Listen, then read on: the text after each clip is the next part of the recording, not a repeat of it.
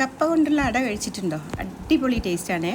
അപ്പോൾ എന്തായാലും ഇതുപോലെ ഒന്ന് ഉണ്ടാക്കി നോക്കിക്കോളൂ കേട്ടോ. അപ്പോൾ അതിനായിട്ട് ഞാൻ കപ്പ എടുത്തിട്ടുണ്ട്, എന്നിട്ട് അതൊന്ന് ഗ്രേറ്റ് ചെയ്തെടുത്തിട്ടുണ്ട് കേട്ടോ. ഒരുപാട് വെള്ളമുള്ള ഒരു വെജിറ്റബിൾ ആയതുകൊണ്ട് തന്നെ നമുക്ക് ഈ ഒരു കിഴങ്ങ് നമുക്കൊന്ന് പിഴിഞ്ഞെടുക്കാം, അതിലെ വെള്ളം ഒന്ന് കളഞ്ഞെടുക്കാം കേട്ടോ.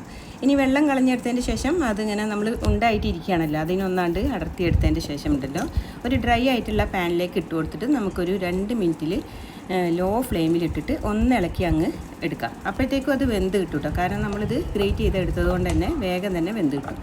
ഇനി ഈ വെന്ത കപ്പയിലേക്കുണ്ടല്ലോ ഒരു അത്യാവശ്യം കുറച്ചധികം തേങ്ങയും കൂടി ചേർത്ത് കൊടുക്കാം. തേങ്ങ ഇതിലേക്ക് ചേർത്തിട്ട് നന്നായിട്ട് തന്നെ ഒന്നങ്ങ് മിക്സ് ചെയ്തെടുക്കാം കേട്ടോ.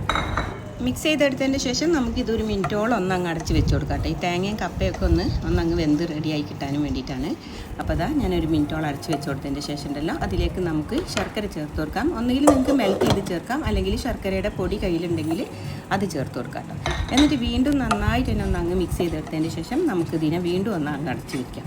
ശർക്കര ഇതിൽ കിടന്ന് ഒന്നങ്ങ് മെൽറ്റായിട്ട് വരാനും വേണ്ടിയിട്ടാണ് കേട്ടോ. അതിനുശേഷം ഉണ്ടല്ലോ ഞാനിതിലേക്ക് ഏലക്കായുടെ പൊടി ചേർത്ത് കൊടുക്കുന്നുണ്ട്. അതുപോലെ തന്നെ 1 ടീസ്പൂണോളം നെയ്യും കൂടെ ചേർത്ത് കൊടുക്കുന്നുണ്ട് കേട്ടോ. ഫ്ലേവർ ഇഷ്ടമില്ലാന്നുണ്ടെങ്കിൽ നിങ്ങൾക്ക് ഏലക്കായുടെ പൊടി സ്കിപ്പ് ചെയ്യാം. എന്നിട്ട് എല്ലാം കൂടി വീണ്ടും നന്നായിട്ട് ഒന്ന് മിക്സ് ചെയ്തെടുത്താൽ നമ്മളുടെ ഫില്ലിംഗ് റെഡിയായി. ഇനി ഉണ്ടല്ലോ ഗോതമ്പ് മാവ് നമ്മൾ ചപ്പാത്തിക്കൊക്കെ കുഴച്ചെടുക്കുന്ന പോലെ കുഴച്ചെടുത്തതിന് ശേഷം ചെറിയ ബോൾസാക്കി അതിനെ ഒന്ന് പരത്തിയെടുത്തിട്ട് അതിൽ ഈ ഫില്ലിംഗ് വെച്ചിട്ട് ഇങ്ങനെ ഞെറിഞ്ഞെടുത്തിട്ട് നമുക്ക് ആവിക്ക് വേവിച്ചെടുക്കാം കേട്ടോ. ഒരു 10 മിനിറ്റോളമൊക്കെ വേവിച്ചെടുക്കേണ്ടി വരും. എന്നിട്ട് നമുക്ക് ഫ്ലെയിം ഓഫ് ചെയ്ത് ചൂടാറിയതിന് ശേഷം നമുക്ക് എടുക്കാം.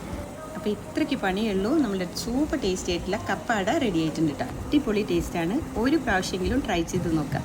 അപ്പോൾ വീഡിയോ ഇഷ്ടമായാൽ ചാനൽ സപ്പോർട്ട് ചെയ്യാനും ലൈക്ക് ചെയ്യാനും ഫ്രണ്ട്സിനും ഫാമിലിക്കും എല്ലാവർക്കും ഒന്ന് ഷെയർ ചെയ്ത് കൊടുക്കാനും നിങ്ങളുടെ അഭിപ്രായങ്ങൾ അറിയിക്കാനും മറന്നു പോകരുത്. പുതിയ വീഡിയോയുമായി കാണാം. Take care. Thank you for watching.